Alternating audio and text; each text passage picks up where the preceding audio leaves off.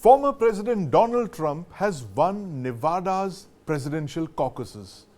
Mr. Trump was the only major candidate to compete after former UN Ambassador Nikki Haley skipped the caucuses.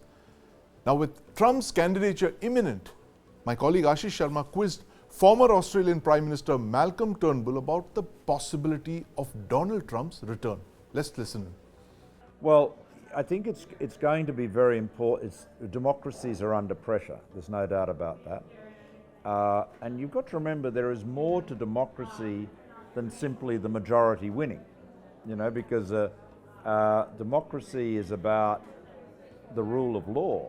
And so in a democracy, if, 50%, 51% or 60% of the population win the election, doesn't mean they can then commit crimes against the minority.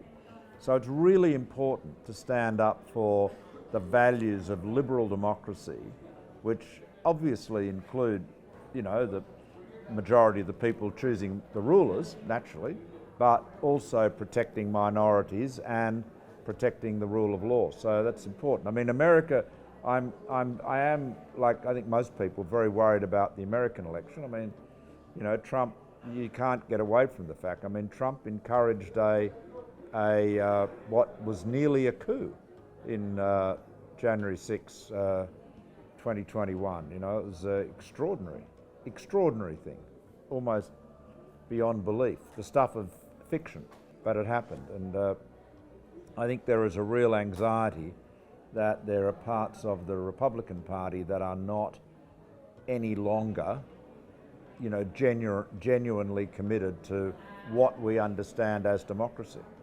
I mean, we are lucky in Australia with a number of things, but some features of our democracy are very important, and they've been around for 100 years. So firstly, we have compulsory voting. That's very important, because it means you don't have to run off to extremes to get the vote out. Everyone has to vote. And, typically we estimate around 93% of people vote. Because obviously some people are sick, they're away, they're overseas, whatever, but so you never get 100.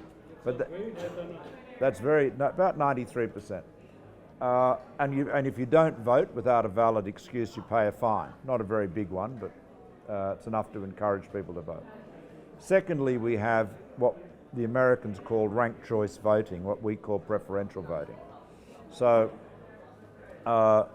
if you have, say, 5 candidates, you number the next to their names 1 through 5. And when the election's over, you first count everyone's first preference votes. If somebody's got more than 50%, well, they've won, and you don't have to do any more. But assuming that's not the case, you then eliminate the person with the least number of votes and distribute their preferences and so forth. And this is very important because it does enable independence to come through the middle. It means that the parliamentary system is not dominated just by big parties. There is a role for smaller parties. And I think that's been very important. And then finally, what we have, which is very different to America, is our parliamentary districts are determined by an independent commission and have been for generations. So there's no gerrymandering. So I think that means that the consequence of all of that is that our political debate is more focused on the centre rather than often the extremes, as it is in a lot of countries. Streaming on News9 Plus. News is now content. Subscribe and get free vouchers.